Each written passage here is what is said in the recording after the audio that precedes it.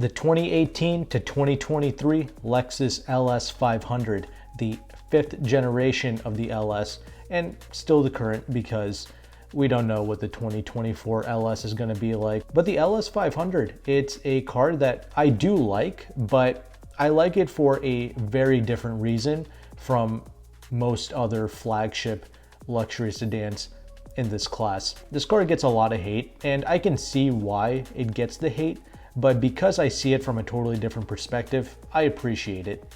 And I'll try and explain my perspective to you, and you can agree or disagree in the comment section. But in this video, I'll just go over some brief specs, talk about the vehicle, go over a few interesting facts at least, and then I'll talk about the various model year changes that happened between 2018 and 2023. Okay, so what is this car? Well, it's their flagship sedan that Lexus produces, and it's supposed to compete with things like the Mercedes S-Class, BMW 7 Series, Audi A8, Genesis G90, etc. And the LS 400 is the vehicle that really started the brand off. And this is the latest and newest iteration, the LS 500. But let's get into it.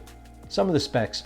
One of the reasons why nobody really likes this car is because it's got a 3.5 liter twin turbocharged V6 engine. Gone is the V8 from the old LS 460 that this replaces.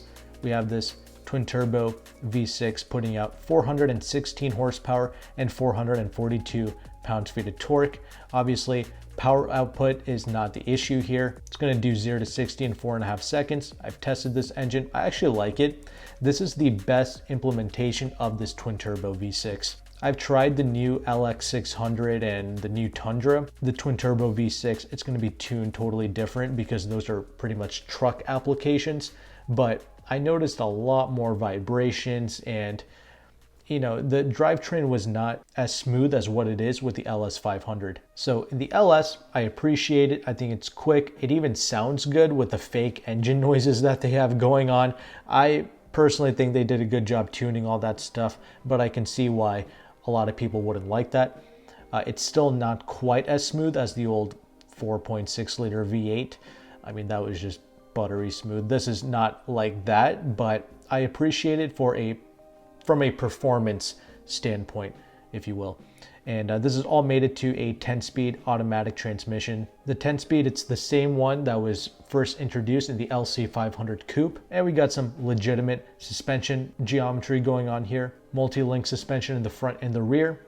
And you had the option of getting the air suspension, but personally, I would skip air suspension with Lexus products because they do such an amazing job with the regular standard suspension tuning that it rides pretty much as well as the air suspension anyway. So I would just skip it and skip the complexity as well. The LS 500 was available either as a rear-wheel drive or an all-wheel drive vehicle.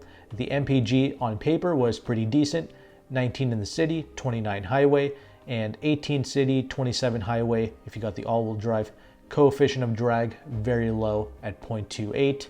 Top speed was around 136 miles per hour. The curb weight, it ranged between 4,707 pounds to over 5,000 pounds, depending on if you got the all-wheel drive, the air suspension, or the executive package. And when the car first came out in 2018, it started at around $75,000, which was $3,820 less than the long wheelbase LS 460. So this was pre-pandemic when car manufacturers actually had to try and win customers, right? They had to make amazing products and charge less for it than what the previous generation vehicles cost. They actually cared about the consumer. They cared about their reputation and making a quality product at a great price point, if you will.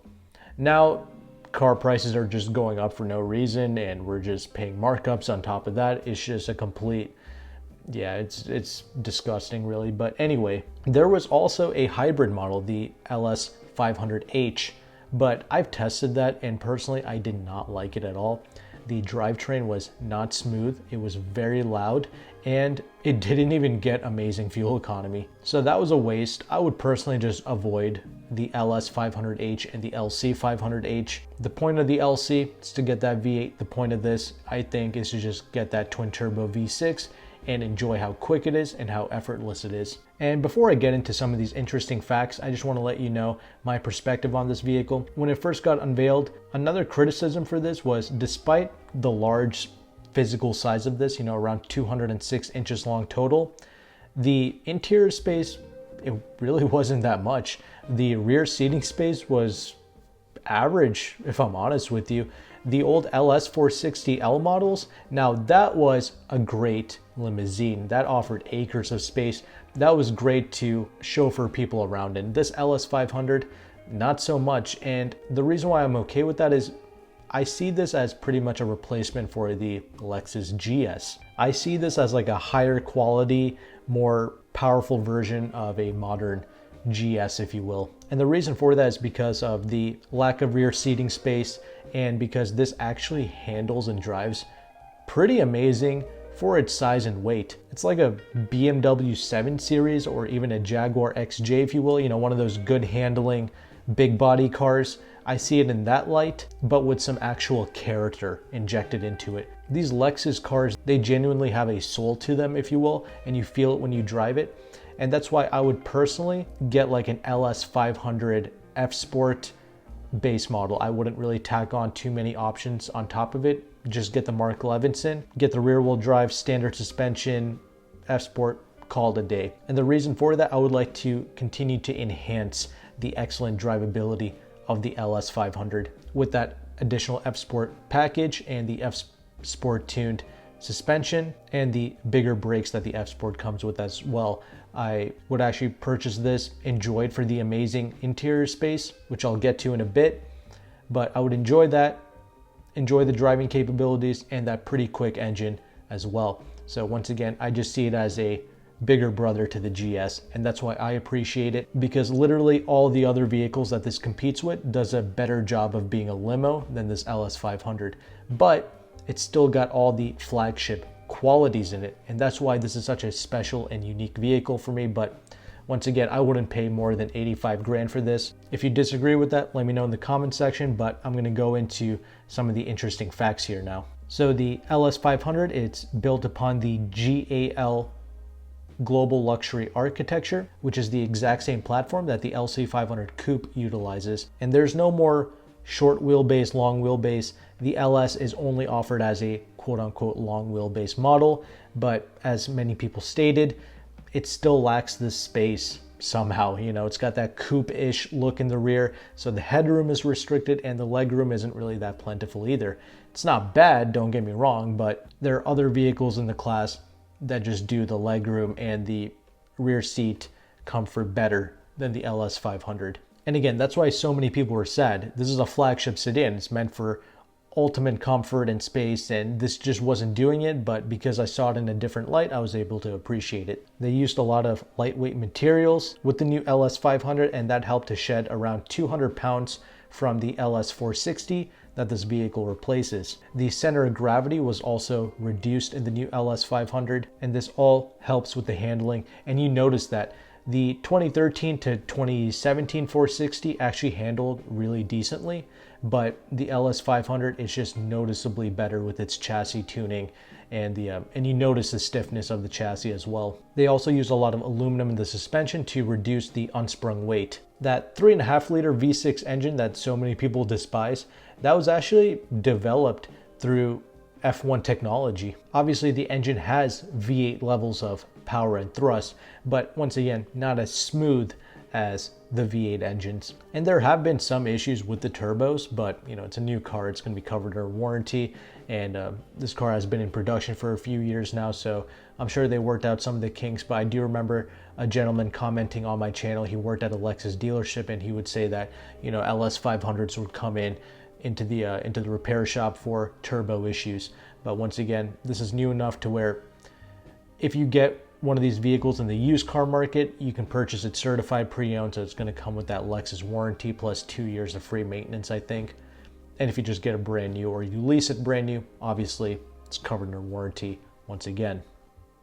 Some other interesting facts: the LS 500 is going to be the first Lexus sedan with a 6-side window design. Another first for a Lexus sedan, this LS 500 has flush surface windows smoothly integrated with the side pillar. Not super exciting things, but it is a first for this LS500 and an interesting fact that I wanted to point out. I mentioned that these vehicles were able to come with air suspension, and they did another interesting feature with the air ride. If you did happen to have one with the air suspension, Lexus incorporated an access function, and this was a first for a Lexus with air suspension. So whenever you unlock the vehicle will automatically raise itself, so it becomes easier to get in and out. The old LS460s did not do this. The interior space is a huge reason why I love the LS500.